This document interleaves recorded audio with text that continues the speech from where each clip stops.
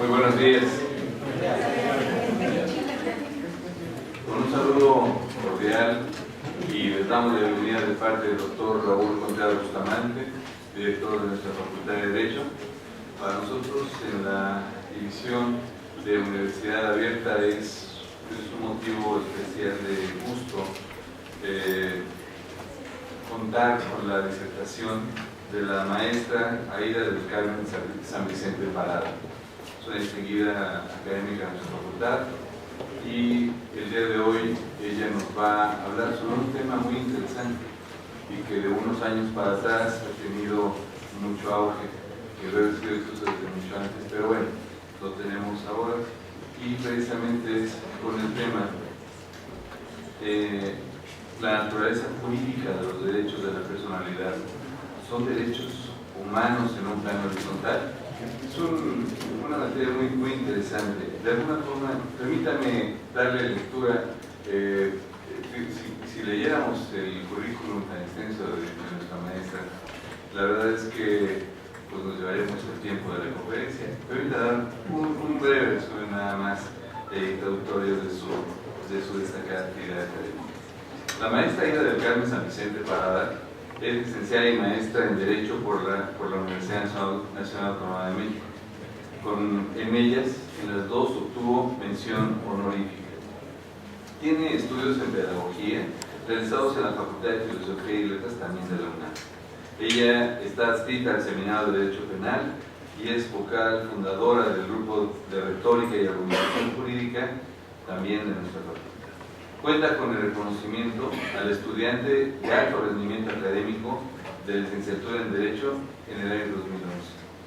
Fue declarada apta en el concurso de oposición en la materia de acto jurídico y de personas.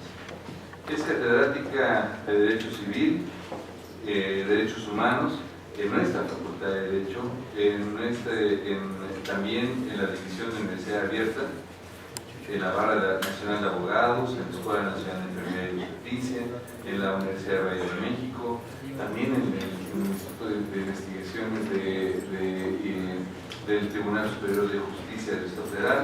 Es autora de guías de estudio en las materias de teoría del acto jurídico y del diseño instruccional de las plataformas educativas, del acto jurídico y acto jurídico para la UNAM. Indudablemente que ella tiene destacadas diversas publicaciones, entre otras, el marco legal de las voluntades anticipadas en México y derechos de la personalidad y dignidad. Además de que participa en diversas revistas, entre otras la revista de la empresa jurídica Amicus Curiae, y también ha realizado diversas ponencias, no nada más en nuestra facultad, sino también fuera de ella. En fin, ha sido coordinadora de coloquios destacados también y cuenta con diversos cursos que se dan en la UAED respecto a creatividad y educación, aula virtual, etc. Ya no quisiera darle una lectura, les ruego una disculpa, pero para nosotros es muy interesante escuchar su disertación y sobre todo que ustedes tengan la oportunidad de hablar de una maestra tan joven y con tanta capacidad y con tanta trayectoria dentro de nuestra universidad. Los dejo con ustedes a la maestra Aida del Carmen San Vicente Parada. Por favor, maestra.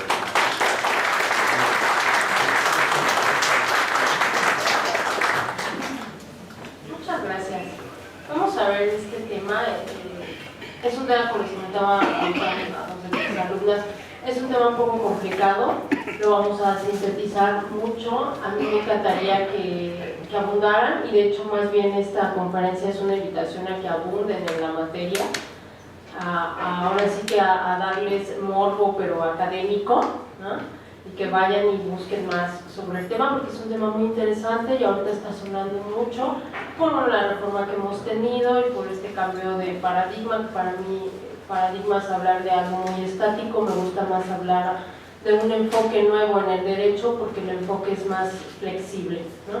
Bueno, ¿cuál es el objetivo que estemos hoy aquí? Bueno, vamos a identificar cuál es la naturaleza jurídica de los derechos de la personalidad.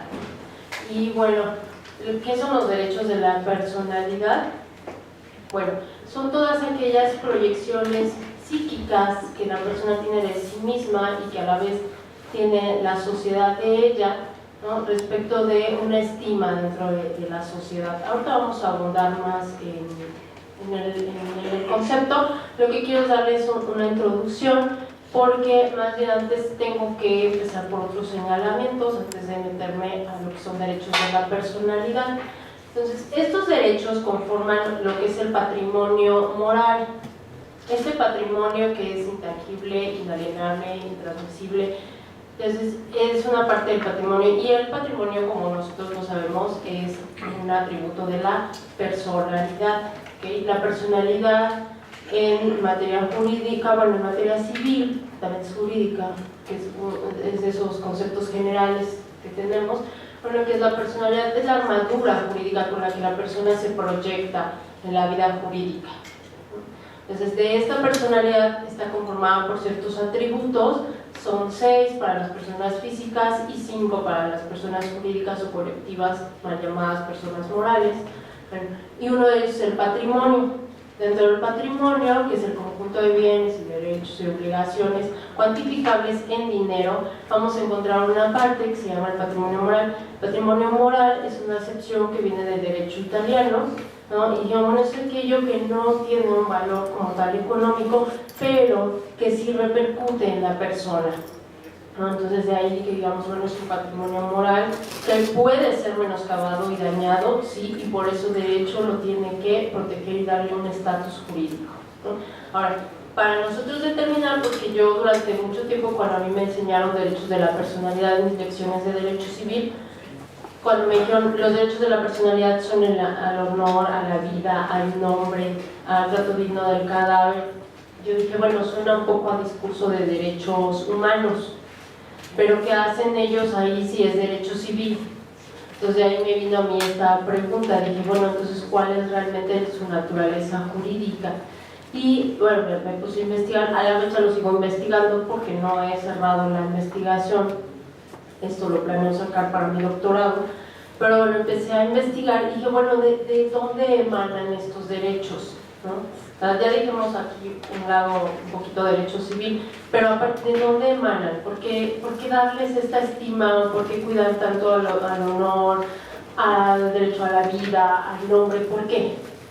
Entonces, bueno, hay un concepto, más bien valor, que ahorita está operando muchísimo, ¿no? Y nos está ayudando mucho. Es el valor, porque para mí los principios es el valor, aunque la Constitución y tesis aisladas de la Suprema Corte dicen que es un principio, para mí no. Para mí es un valor, y bueno, luego explicaría las diferencias, pero la dignidad, ¿no? Y ahorita todo el mundo ve dignidad y la dignidad, y qué pasa con la dignidad. Bueno, la dignidad se ha estudiado desde muchos enfoques, y tenemos que empezar a partir de ella para entender cuál es la naturaleza de los derechos de la personalidad y después estudiarlos a fondo. Entonces primero por eso voy a empezar, lo que no quiero es que se extravíen en el tema, entonces por eso les doy este hilvanado del tema. Entonces, bueno, ¿qué es la dignidad? La dignidad se ha estudiado mucho, hay infinidad de documentos que la resguardan, es un tema bellísimo, a mí me apasiona mucho, yo digo que es el mejor legado que nos dio el humanismo en la modernidad, y es ahora lo que nos liga con la posmodernidad, donde ya no encontramos un proyecto de humanidad como tal, ¿no? Pues por eso es muy importante que conservemos, si bien la modernidad no fue tampoco lo mejor y tampoco la posmodernidad, ninguna de las dos son lo mejor, pero sí podemos decir que uno de los grandes cadenitas o uno de los grandes legados que tenemos de la modernidad dentro del humanismo es la dignidad. Porque antes se hablaba de dignidad del derecho romano, pero por los cargos, los dignitas, ¿no? Los cargos que una persona tiene, y eso le da un estatus legal, ¿no? Y un estatus en sociedad. Pero después empezaron a hablar, y uno de los primeros, a quien yo admiro mucho, es Píccolo della Mirandola. Dice, bueno, era un genio, a los 25 años ya había escrito muchísimo, ¿no? Era también llamado de la concordia, le decían, porque lo que quería llegar a acuerdos y no estas divisiones y estos fundamentalismos que se crean. Y entonces él, de la dignidad del hombre, escribe y dice, bueno, el hombre, bueno, obviamente lo dice más bonito, yo lo voy a parafrasear, pero una de las primeras partes le dice, bueno, Adán ya repartí todos los atributos, ¿no? Las aves vuelan y pueden reinar en el cielo, y los peces en el mar, pero tú pues ya llegaste tarde porque ya lo entregué todo. Lo único que te puedo dar es libre albedrío, para que tengas la capacidad de ser arquitecto de tu destino y construir lo que tú quieras, ¿no? Entonces puedes llegar a ser una bestia, pues el hombre puede llegar a ser una bestia o puede ser un semidios, él lo decide, él sabe cómo va a construir su vida. Eso es lo que yo te puedo dar a ti, Adán, para que te puedas mover en el mundo. Entonces de ahí viene el concepto, de ahí empieza a operar el concepto de dignidad. ¿Qué es dignidad? Bueno, es la estima que tenemos sobre una persona, es el respeto que le debemos a una persona, ¿no? Es esa, y obviamente es el señalar que ningún ser humano, ya me voy a pasar un poco más a los términos de Kant, porque también Kant en la metafísica de las costumbres nos habla sobre dignidad, y en otros que es la ilustración, en todo ese tipo, él siempre tocó dignidad. Y él dice, bueno, ¿de qué va para mí la dignidad? Retomando también las ideas de Piccolo, dice, bueno, de que ningún ser humano es medio, sino fin. Por consiguiente, yo no puedo instrumentalizar a ningún ser humano, por ninguna que sea mi razón. Jamás ningún ser humano es un medio, sino que siempre es un fin. Por eso dice en la metafísica de las costumbres Kant, el hombre pertenece al reino de los fines, ¿no? Porque él es un fin en sí mismo, y por eso va a estar dotado de autonomía, autónomos por sí, ¿no? Para que tú te legisles, te des tu propia ley, y entonces tú te acomodes en el mundo como más te parezca a ti, ¿no? Por eso para Kant la dignidad y la autonomía, como también lo vemos un poquito con el libre albedrío Piccolo, son un binomio, que es como si no le das posibilidad de autolegislarse, ¿cómo es posible que pienses que va a ser digno así? ¿Cómo le vas a dar tu espacio para que busque su dignidad a este ser humano? Entonces, la dignidad también estriba en que ningún ser humano, no podemos decir es que vale más o vale menos. Todo ser humano es valioso e importante, también esto va a la dignidad. Luego nos cuesta, pero es esta parte, ¿no? Ningún ser humano es más valioso ni otro, y es más, es este sentido también un poco capitalista en el que vivimos, es que yo quiero más al otro y a este lo quiero menos. No, la idea de dignidad es preservar y detentar por siempre el respeto que yo le debo a ese ser humano, y la proyección positiva que tenga de sí mismo es preservarla, ¿no? De eso va la dignidad. Lo voy a llevar porque les estoy hablando de 3 ideas de dignidad para que tengamos tela de donde cortar. Luego viene Koenig, me gusta mucho, él es más reciente, alemán. Él en 2005 más o menos escribe su libro de la dignidad, y bueno, él le quita este velo de la razón práctica de Kant y tanto individualismo, porque pues Kant era más individualista. Dice, no, debemos ahora buscar la dignidad, pero como un bloque común, como un proyecto para la humanidad y como un diálogo multicultural. Entonces le quita este velo de individualismo a la idea de Kant y hace otra formulación muy interesante de cómo entre comunidades debemos de apelar por la dignidad de los mismos individuos, ¿no? Esto es bajar del pedestal de individualidad a la dignidad y ponerlo en un plano más colectivo, que de eso se trata ahora, de trabajar en bloque, ¿no? Entonces, teniendo estas ideas, ¿no? Yo anoté y dije, bueno, entonces, si estos derechos de la personalidad están buscando mantener esas proyecciones favorables de la persona y no soslayarlas de ningún tipo, bueno, entonces yo asumí, y esta es mi primera premisa, que los derechos de la personalidad son emanaciones directas de la dignidad, ¿no? ¿Por qué? Porque en el derecho civil, acuérdense, bueno, y es que están mis alumnos de acto jurídico, entonces por eso estamos viendo este tema, ¿no? Que es parte del desarrollo del programa de acto jurídico. Siempre les digo a mis alumnos, ¿qué estamos cuidando en el derecho civil? A la persona, ¿no? O sea, la que me importa ahorita es la persona. Entonces, el derecho civil crea todo un marco, ¿no? Y por eso en el derecho civil tenemos el dogma, que le dicen hasta el dogma de la autonomía de la voluntad, ¿no? Y ahí está en el artículo 6 del Código Civil del Distrito Federal, Ahí está, y dice, pueden contratar lo que quieran las partes siempre y cuando no vayan contra el orden público ni afecten los derechos de terceros. Ese es el principio y el dogma de la autonomía de la voluntad. ¿Por qué está operando así nuestro derecho civil? Que obviamente encuentra muchas de las ideas de Kant, porque Domad y Potier las retomaron para hacer su teoría del contrato y después plasmarlas en el Código Civil que tenemos. Bueno, en el de Napoleón, y nosotros tenemos mucha influencia del mismo, porque están tomando estas ideas. Lo que querían en el individualismo, en el que estaba el nuevo régimen francés, donde se hace este código, pues era la máxima libertad a los seres humanos para que ellos pudieran hacer lo que quisieran. Entonces dice el hecho, yo te tengo que dar un arma, como es la autonomía de la voluntad, para que tú solo te normes y tú solo sabrás cómo satisfaces tus necesidades de la mejor manera. Yo estoy para servirte. Y entonces también cambia la filosofía política del Estado, ¿no? Ya no es esta república con Platón, donde más bien el individuo está al servicio del Estado, sino que cambian los papeles con la Revolución Francesa. Entonces, de todos estos postulados nos enriquecemos y el derecho civil se enriquece y los retoma y entonces los tenemos y ahí anda. Y ahorita por eso se habla de, ha salido igual en diciembre, salió, es tesis aislada aún, pero bueno, esta sostiene que el principio de autonomía de la voluntad no solamente es un principio de derecho civil, sino que lo ha extendido y le dio rango constitucional. Dice que ahora aplica para todas las materias porque es la forma idónea de que el ser humano tenga un libre desarrollo de la personalidad, que es un concepto también bastante interesante y lo vamos a retomar un poquito, porque como les digo, son temas bastante amplios, ¿no? Y una hora pues nos queda escasa, pero también más sería también aburrir demasiado. Entonces con una hora tenemos, no hay problema, lo sintetizamos. Entonces bueno, estamos con que son estas emanaciones, ¿sí?, de la dignidad de la persona, porque está custodiada por el derecho civil. Ahora estoy en derecho civil, ¿sí?, las está custodiando y dice, bueno, formulo mis derechos de la personalidad, ¿no? Y aquí los tengo y los vamos a retomar a profundidad, ¿no? Acuérdense, dignidad también está ya en nuestro artículo primero de la Constitución, viene de todas estas declaraciones. Y bueno, para no perderme, que luego ya saben mis alumnos que debrayo mucho, no quiero divagar, yo soy lo más concreta que pueda.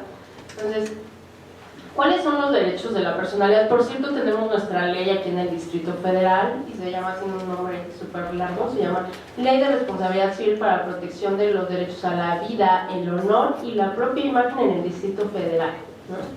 Entonces, ahí los detenta, sin embargo, muchos de ellos están implícitos en la legislación, obviamente. También nuestro Código Civil en el 1916 lo retoma, ¿no?, y estas partes. Ahora bien, voy a comenzar por explicarles algunos de estos, ¿no? Porque lo que quiero es meterme en ellos para que vean cómo se hilvanan con los derechos humanos, ¿no? Por eso que voy a explicarlos, no quiero quitarles mucho tiempo en esto, pero sí es necesario que los veamos, ¿no? Entonces, ¿cuáles son? El primero, el derecho a la vida, ¿no? Y bueno, todo ser humano tiene derecho a tener un ciclo de vida pleno, esto es tener hijos, estudiar las etapas de un ser humano, ¿no? Infancia, adolescencia, juventud, primera juventud, segunda juventud, el desarrollarse, estudiar, trabajar, jubilarse. A esto nos referimos con este derecho a la vida, ¿no? Tengo derecho a vivir y vivir de esta forma y desarrollarme. Todo esto va muy intrínseco y por eso se los mencionaba por asomo un poco a lo que es el derecho humano del libre desarrollo de la personalidad, que ahorita se está manejando mucho. Porque se le toma como un derecho llave, porque le dicen llave, bueno, porque me da acceso a abrir otros derechos, ¿no?, a invocar otros derechos. Porque hablar de libre desarrollo de la personalidad indica que tengo derecho a la vida, indica que tengo derecho a un nombre, a que me individualices, a tener parentesco, a tener una nacionalidad, a que un Estado me reconozca, a tener vivienda digna, a lo que manejan mucho también en la Constitución de Alemania, el mínimo vital, le dicen. O sea, tu Estado me tienes que proporcionar cierta estructura que conlleva vivienda digna, ingresos dignos, para que yo tenga mi mínimo vital y pueda vivir de acuerdo a una forma digna, ¿no? Entonces de eso va. Entonces por eso estriba y pivotea mucho lo que es el libre desarrollo de la personalidad como derecho, para integrar también lo que estamos viendo de derechos de la personalidad, ¿no? Entonces nuestro primer derecho a la personalidad es a la vida, ¿no? Creo que con ese no tenemos tanto problema de análisis. El otro derecho es el derecho a la disposición del cadáver. Las disposiciones en cuanto al cadáver están en los artículos 320 a 350 de la Ley General de Salud, ¿okay? Y ahí vamos a encontrar diversas, es bastante amplio, yo lo traté de resumir en las disposiciones más a destacar, ¿no? En cuanto a cómo el ser humano puede disponer de su cuerpo, de qué manera, si quiere donar órganos, si no los quiere donar, si es cadáver conocido, si quiere de conocido, que dice ahí la ley, dice cadáver de conocido, que queda un poco raro eso. Bueno, se supone que es de persona que sí sabemos quién era, sí la pudimos identificar, entonces le vamos a dar derecho a él mismo que haya dicho que quería que se quedara su cadáver, si se donaban los órganos, si se iba para instituciones académicas y lo estudiaran, ¿no? O se le pregunta a los cónyuges o concubinos, en este caso. O sea, de eso va, el que yo con mi autonomía, con mis libres disposiciones, me sepa dar un cauce y decir, bueno, ¿qué quiero también al final de mis días con mi cuerpo? ¿Qué va a pasar? Pues hasta con eso se mete el derecho, porque necesitamos cuidar al máximo a la persona, es lo que más me interesa, ¿no? Sobre todo de eso va el discurso de derecho civil. Antes era más patrimonial, pero ahora yo también estoy tratando de quitar esa idea. O sea, realmente si uno analiza, si el derecho civil nació en un principio para cuidar el patrimonio, y es muy patrimonial. Sin embargo, ahora sí está cambiando su naturaleza y nos importa más la persona ya como tal, porque ya tenemos súper regulado, diría yo, lo que es todo el patrimonio. Está suficientemente regulado, la que más necesita atención es la persona, ¿no? Entonces, bueno, estas disposiciones en cuanto a la libre disposición del cadáver las encuentran en estos artículos, ¿no? ¿Cuál es el destino final del cadáver cuando no es de una persona conocida?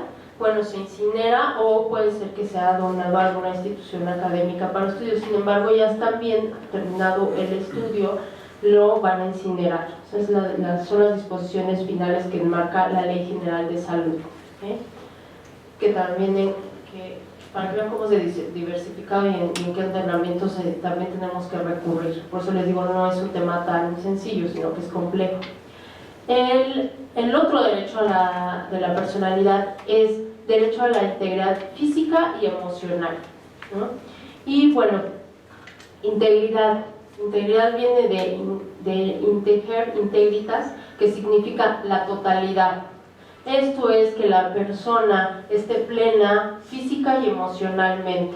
De ahí la definición de salud que tenemos de la OMS, que dice, es el estado completo de bienestar, ¿no? Entonces ya no es la ausencia de enfermedad para conceptualizar salud, sino más bien el bienestar que debe de tener la persona, ¿vale? En este aspecto estamos hablando, y me importa que la persona tenga cierta, y de hecho nosotros tenemos una ley, aunque está muy mal hecha, pero bueno, es la ley de salud mental, búsquenla porque salió hace 3 años, está muy mal hecha, pero pues allá anda, ¿no? Sí, está muy mal regulada, deberían haber sido un poco más curiosos, que hombre, que también hacen las cosas pero no son curiosos para hacerlas. Tiene su chiste hablar de salud mental, tiene su chiste decir, tengo derecho a que no me estén violentando en el trabajo, a que no me estés denigrando, ¿no? Tengo derecho a que me trates como un ser humano, ¿no? Y realmente en esta sociedad donde difícilmente vemos quién viene a nuestro lado y vamos siempre a las prisas, ¿no? Eso también disminuye cómo cuido yo la integridad de un ser humano, ¿no? O sea, debemos de entender que somos seres humanos, somos algo delicado, ¿no? Y estos nuevos tratos que tenemos de todo rápido y me vale si estás bien o mal, te caíste, pues qué bueno, levántate y sigue rápido y vámonos. O sea, este tipo de cosas, este tipo de inconsciencia hacia el prójimo, es también una de las cosas que el derecho tiene que ver. Por eso ven que se preocupa y dice, bueno, el derecho a la integridad física y emocional, a que yo no soslaya a ningún ser humano de ninguna clase, ¿no? De hecho, por eso también tenemos un poquito lo que es ley de voluntad anticipada. Aquí en otros estados apenas son 11 estados los que la tienen. ¿Por qué? Porque estamos cuidando que en los últimos días de la persona no le hagan un ensañamiento clínico, que si sabemos que ya no tiene remedio su enfermedad y todavía yo sigo ensañándome y la resucité ya 3 veces, pero ya tiene 3 infartos cerebrales y aún si recupera la conciencia no va a ser ya plena esa persona. ¿Quiere ya vivir así? Esta ley de voluntad anticipada, que no es eutanasia, pero lo que hace es acotar estas partes para cuidar la integridad física de la persona y también la integridad emocional de los parientes de las personas que están en estos casos, porque ellas también sufren, ¿no? No es nada gracioso que tengamos un enfermo terminal con hemorragias, ¿no? Digamos, caso de cáncer, ¿no? No es el mejor cuadro para una familia que ama a ese ser humano. Ahí está la proyección, ¿la ven? Ahí está el derecho a la personalidad, ahí está. Esa proyección de amor que le tiene hacia la persona, no es nada gracioso verla que se está desangrando. Entonces, eso es lo que el derecho un poquito está cuidando con estos. Digo un poquito porque la verdad es que eso es muy complejo, cuidar estos derechos. No nada más hay que echarle la culpa o la carga nada más a la legislación, sino que es un trabajo multidisciplinario esto, ¿no? Pero bueno, de eso va el que tengamos un derecho a la integridad física y emocional, ¿no? Ahora, vamos bien el tiempo. El derecho al honor, ¿no? Y bueno, ¿qué es el honor? Son los sentimientos y de estima de cómo se proyecta una persona en sociedad, ¿no? Son todas estas proyecciones psíquicas y sociales que yo tengo de mí mismo y que las otras personas tienen de mí. Ahora sí que lo podemos asociar un poco con la buena fama, ¿no? De la que nos hablan. Bueno, obviamente tiene una connotación ética, moral, ¿no? Y se encuentra muy ligada a lo que son los sentimientos de las personas. ¿Cómo me concibo yo? ¿Cuál es mi autoestima? ¿no? ¿Cómo me veo yo? ¿Cómo pienso que las demás personas más o menos expresan de mí? ¿no? De esto va el derecho al honor. Por eso, cuando vemos difamaciones o cuando vemos que los insultan, sobre todo pasa mucho en medio de los espectáculos, yo me acuerdo mucho porque me tocó en aquel tiempo, a Sacha Montenegro, le dijeron, creo que cabaretera o algo así, una periodista, y bueno, ella demandó en base a esta ley, demandó que le habían perjudicado su derecho al honor y que la habían difamado porque ya no tenía esa proyección de sí misma y que en sociedad aparte la andaban diciendo fichera, ¿no? Sí, porque creo que le dijo, no cabaretera, no, sino fichera, sí, ese fue el término. Entonces obviamente se enojó Sacha Montenegro y la demandó y ganó y no la indemnizaron económicamente, pero sí tuvieron que publicar la disculpa, porque también vamos a ver otro problema aquí, como que tenemos miedo a las indemnizaciones para este tipo de derechos. Sí, yo no me quiero poner materialista, yo soy la menos, pero sí les diré que con pan las penas son menos. Pero el legislador tiene tanto miedo y también los jueces tienen tanto miedo, pero bueno, no te voy a analizar esa parte, ¿no? Entonces, a lo que voy con el ejemplo de la señora Sacha Montenegro es cómo ella pudo alegar esto, porque estás metiéndote con mi honor. Oye, ¿por qué te expresas así de mí? ¿no? ¿Qué pasa? ¿Por qué no tienes este sentido de respeto? Y ahí viene dignidad. ¿Por qué no tienes este sentido de respeto hacia mí? ¿no? Entonces te exijo por medio también de esta ley y porque me estás molestando mis derechos de la personalidad, me haces un daño moral, artículo 1916 del Código Civil, estás haciendo un daño moral, te demando. ¿no? Y ahí viene esta respuesta entre particulares, ¿no? Por eso es la horizontalidad de la que habla el título de la conferencia. ¿Okay? Bueno, no voy a abundar más. En la ley, por cierto, en la ley que les habla de responsabilidad civil, viene en el artículo 13 y 14 y les explica qué es el honor, ¿no? y lo que es el derecho a vida privada, ¿no? Ese es otro de los derechos de la personalidad, el derecho a la vida privada.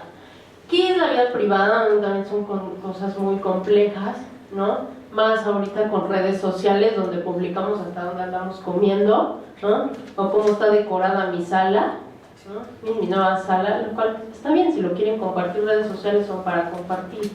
Pero bueno, hay ciertas áreas o ciertas zonas donde la persona quiere desarrollar su vida de una manera en que no tengan injerencia otras personas u otros ojos. A eso se refiere un derecho a la privacidad, ¿no? Y lo pelean mucho las estrellas, los ídolos, ¿no? Prince lo peleó bastante, dijo que ahora que se murió Prince lo voy a utilizar de material didáctico, yo lo admiraba mucho, pero también lo utilizó. Bueno, Prince durante mucho tiempo se encajó en una demanda muy grande contra sus fans porque usaban mucho su nombre para ponerse, decían, me despersonalizas, me quitas mi propia intimidad. Y durante muchos años se trabó en una demanda de este tipo, ¿no? Para que vean cómo están en boca de todos. Lo que pasa es que este tipo de demandas son muy complejas. Y yo que veo juicios orales en materia civil y vimos uno de daño moral, se dieron cuenta, yo creo, mis alumnos, de lo complejo que es desarrollar una acción de daño moral. Entonces esta se proyecta con estos derechos. Son complejas, no es tan fácil. Yo tengo que establecer un nexo causal entre el daño y el hecho ilícito, entre obra, y eso es lo complejo que tienen que explicar en la argumentación.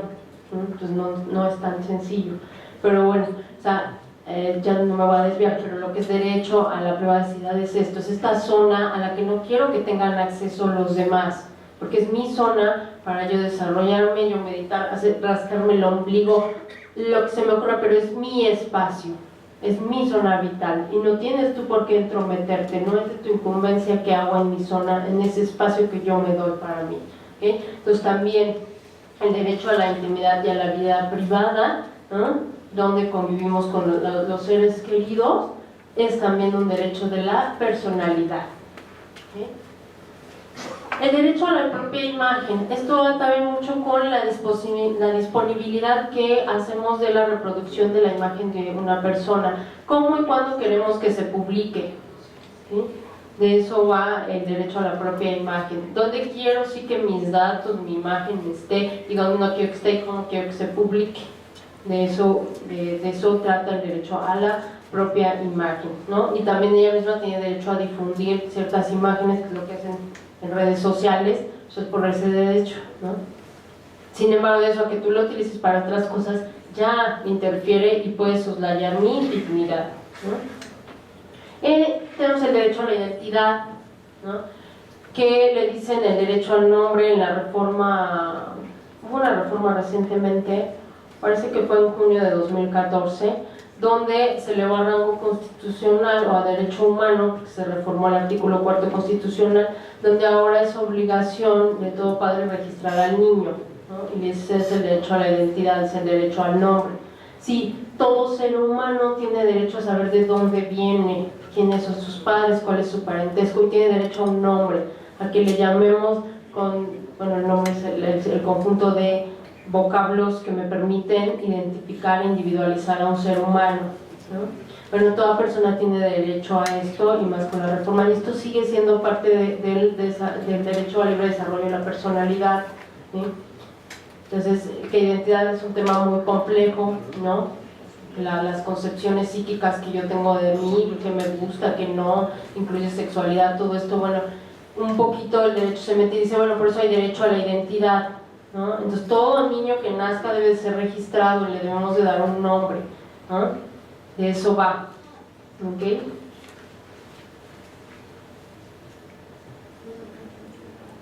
Y bueno, también que es un derecho, como les digo, amplio, aparte de saber la afiliación, que eso fue, ahorita metiéndome un poco, si quería retomar esa idea, las madres de la Plaza de Mayo allá de Argentina, ¿no? De Chile también se ve un poco esto, bueno, fueron niños que nacieron de personas que eran dañinas para el sistema, ¿no? Nacían en cautiverio, los padres, quién sabe qué les hacían, la mayoría los ejecutaban, pero al niño lo regalaban sobre todo a familias de militares. Entonces mucho han peleado estas señoras por identificar si son algunos de sus nietos, ¿no? Mucho se ha peleado, y bueno, esto es lo importante, el derecho a mi pertenencia, de dónde en realidad vengo, quién soy, quiénes fueron en realidad mis padres, cuál es mi línea de parentesco, ¿no? Y ahí, bueno, ahí fue una violación de Estado, ¿no? pero así de importante es el derecho a la identidad, ¿no? Y desde que también, y este derecho pues, es una amalgama muy compleja, porque también incluye el que si yo me quiero poner jeans, y el que si yo me quiero perforar también, porque si quiero manejar yo mi percepción, y si quiero traer tatuajes, y si quiero ser rubia, ¿no? O sea, como tú quieras, si me quiero pintar las uñas azul, bueno, ¿a quién le importa? Yo me siento bien arreglándome así. Entonces también por eso se ilvana la no discriminación, ¿no? O sea, lo que quiero ver es cómo este tipo de derechos son tan complejos y cómo se amalgaman en un mosaico, que si yo le molesto eso, estoy molestando todo un libre desarrollo de la personalidad. Así de grave es lo que estoy yo haciendo, ¿no? De eso va. Ahora, los derechos de autor también son considerados derechos de la personalidad, son de contenido moral, son parte del patrimonio moral. No los encuentran obviamente en el Código Civil, sino que están en la Ley Federal de Derechos de Autor, ¿no? Y bueno, se refiere, o está integrado más bien este derecho, por la forma en cómo se va a publicar la obra, ¿no? Por la autonomía que tiene el autor, él puede decir cómo, con quién la publica, en qué términos la va a publicar, cuál será la distribución. Todo esto lo puede decidir el autor, ¿no? ¿Por qué? Porque se está cuidando un derecho intelectual, ¿no? Una creación, algo nuevo, algo de la creatividad del ser humano y cómo quiere que se reproduzca. Eso es lo que está cuidando, ¿no? Y bueno, a mí me puse aquí porque el artículo 11 dice: el derecho de autor es el reconocimiento que hace el Estado en favor de todo creador de obras literarias y artísticas, ¿no? En virtud del cual otorga protección para que el autor goce de prerrogativas y privilegios exclusivos de carácter personal y patrimonial, ¿no? Los primeros integran el llamado derecho moral y los segundos el patrimonial, ¿no? Así está integrado en los derechos de autor. Yo lo cito aquí porque quería que tuvieran una referencia legal, pero bueno, obviamente para mayor abundancia en el tema, ahora sí que vayan a la Ley Federal de Derechos de Autor para que abunden en los mismos, que son muy interesantes, y es esta parte de defender la creatividad y el estatus que también adquiere una persona, ¿no? Por haber generado una obra nueva. Entonces por eso también es esta parte que tiene una proyección moral, pues sí, por el estatus que adquiero yo, porque tuve una idea original, ¿no? Por eso también se está cuidando esta parte, ¿okay? Y bueno, déjenme ver si les alcanzo a leer estas partes, si no ya me voy a ir ya más para cerrar el tema, porque ya, ahora sí. Bueno, las principales características de estos derechos de la personalidad son irrenunciables, ¿sí? No admite que ningún ser humano lo renuncie, son inalienables. ¿A qué se refiere la palabra inalienable? Que no lo puedo ceder, ¿sí? No lo puedo transmitir. Imprescriptibles, con el solo transcurso del tiempo no se pierden, ¿no? A eso se refiere la prescripción, como la institución jurídica por medio del local adquiere derechos o mensaje de obligaciones. Pues esto no pasa con los derechos de la personalidad, son imprescriptibles, ¿no? Y bueno, esto sí se los voy a citar textualmente. En ese orden de ideas podemos concluir que los derechos de la personalidad, por eso quería que vieran antes el contenido de los mismos, son bienes intangibles que emanan de la dignidad, y estos derechos fundamentales custodiados por el derecho civil constituyen una barrera, un mecanismo de protección que frena el ejercicio de la autonomía de la voluntad, evitando que se lastime la dignidad de los particulares a manos de otros particulares. Se proyectan en la estima y consideración social individual que todo ser humano tiene respecto de sí y en sociedad, y forman parte evidentemente del patrimonio moral. Es un breve concepto que yo les puedo dar de derechos de la personalidad y cómo de estas premisas, de partiendo de la dignidad, después el contenido de los mismos. Por eso yo quería antes analizar el contenido, para que vean cómo todos están enfocados a mantener la dignidad de la persona y después ya hacer como tal el concepto, ¿no? Entonces, ahora obviamente yo no soy la única que lo dice, hay una jurisprudencia muy interesante que sacó. No la puedo leer porque está muy extensa, pero bueno, se llama, desde 2012, ¿no? Es constitucional, es de la primera sala de la Suprema Corte, derechos fundamentales, su vigencia en las relaciones entre particulares. ¿Qué explica esta jurisprudencia a grandes rasgos? Bueno, que sí, que un particular sí me puede violar derechos humanos en un plano horizontal. No necesariamente tiene que venir la autoridad o el Estado a violar un derecho humano, sí, también lo puede hacer un particular, ¿no? Sí se puede, y les digo porque normalmente yo doy derechos humanos, la doy en la Barra Nacional de Abogados, les llega uno con este tema y están muy con el chip de, no, es que nada más el Estado, no, tenemos que aprender una cosa y de eso también va que yo tenga la osadía de venir y presentarme aquí. Tenemos que ver ya el derecho como algo más flexible, ¿sí? El derecho es un fenómeno social que se va construyendo y él más bien sigue al fenómeno social, él se tiene que poner al corriente del fenómeno social. Él no puede estar haciendo como tal el fenómeno social, él lo tiene que seguir. Entonces ahora sí se ve mucho que un particular me viole o me lastime un derecho humano, sí se ve, ¿no? Tanto sí que por eso tenemos de hecho la legislación penal, no es que es un término, no me voy a meter con él, pero por eso, por estos principios, porque tengo que cuidar que de esta relación de coordinación que hay entre particulares, que ya no también habla mucho de este tipo de relaciones, pero bueno, esta coordinación que hay, sí me lo pueden lastimar. Y si no ven un día, y me voy a ir a los extremos con el ejemplo para que cerremos bien y vean cómo si les puede violar un derecho sin cometerles un delito. Les voy a dar el ejemplo, ahí voy, sí, porque han de decir, es que todo sería como delito y quedarían penal. No, sí hay ejemplos. Han visto, y está y no es que me ponga yo hollywoodense, de verdad que no, pero han visto La decisión más difícil con Cameron Díaz. Bueno, véanla porque está palomera y está bonita y los hace chillar, y me hizo llorar y bueno, véanla, está bonita y es altamente recomendable. Pero viene a su vez inspirado en un caso de Canadá que sí fue real. Entonces, ¿qué pasa? Y a lo mejor me pongo muy spoiler, pero bueno, es didáctico, ¿no? No es que les arruine yo el final, pero no les voy a decir el final, sino que ¿qué pasa? Es una señora, Cameron Díaz, que tiene una hija. A la primera niña le da leucemia y luego le sugiere el médico que tenga otra para tomarla como de refacción. Entonces a la pobre niña cada rato le están interviniendo, ¿no?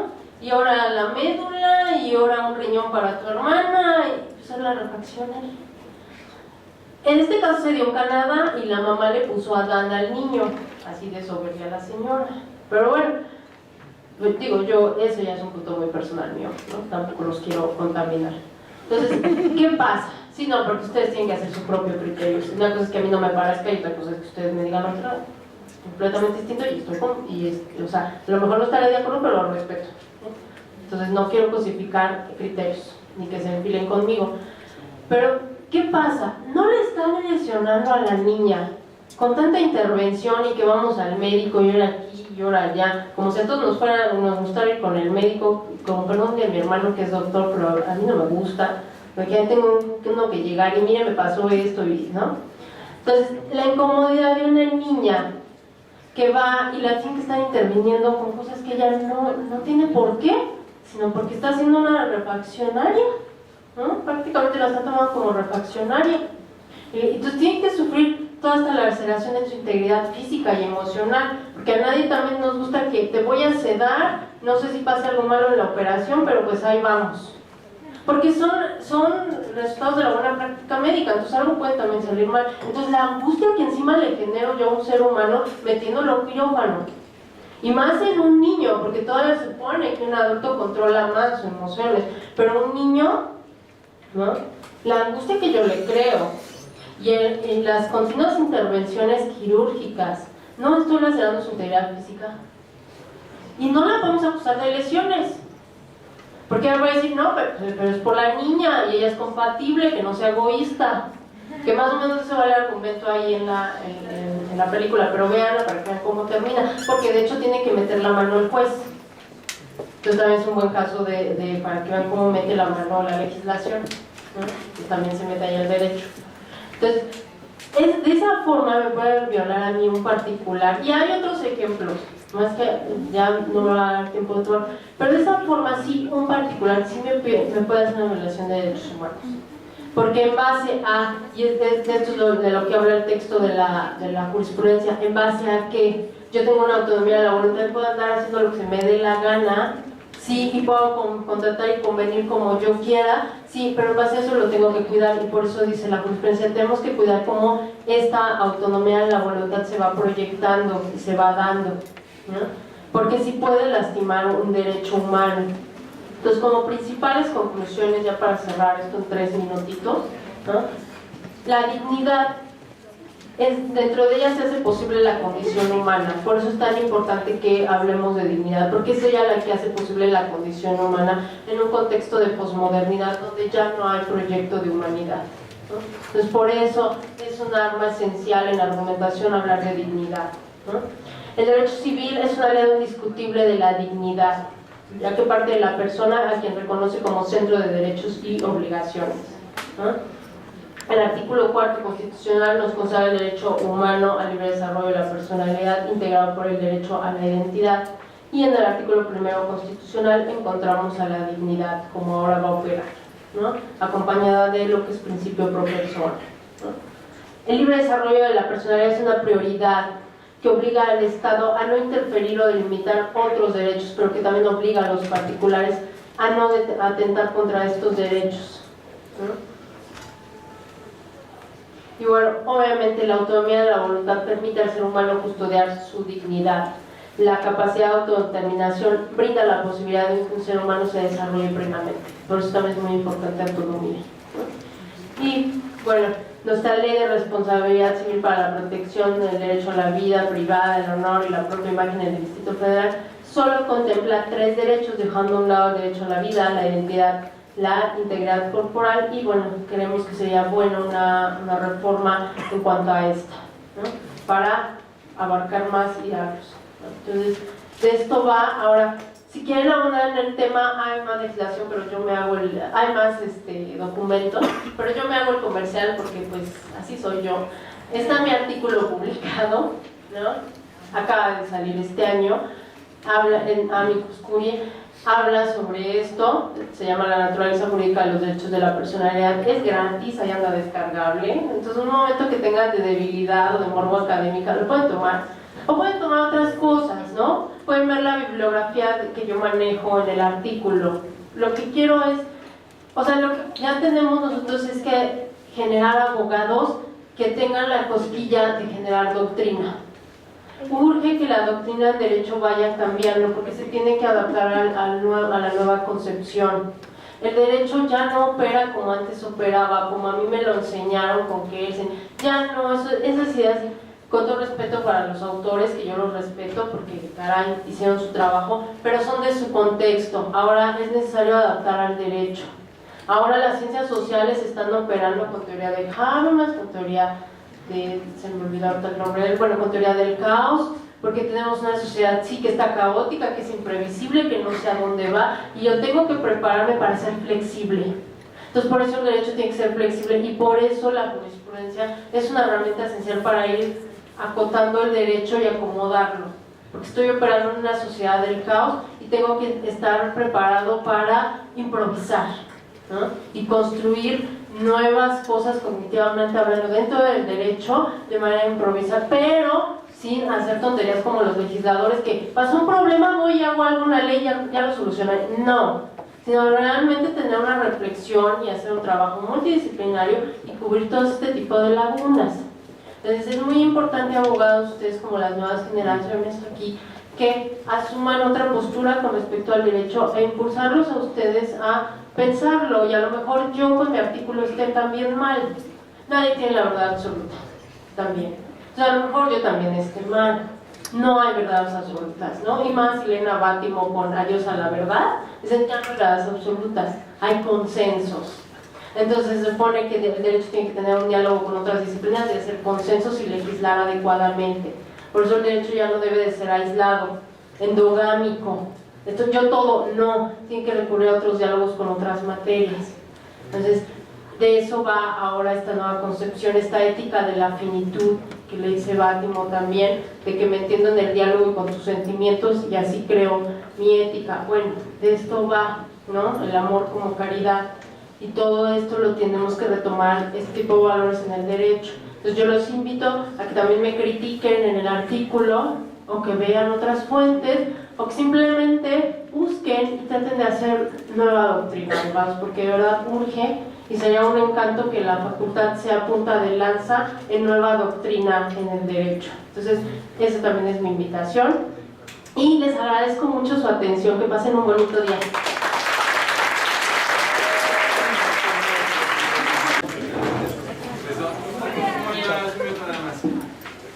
Nada más para darle las gracias a la maestra Aida del Carmen San Vicente, y de parte del señor director otorgarle un reconocimiento por esta destacada conferencia que nos ha dado de maestra, no es el director.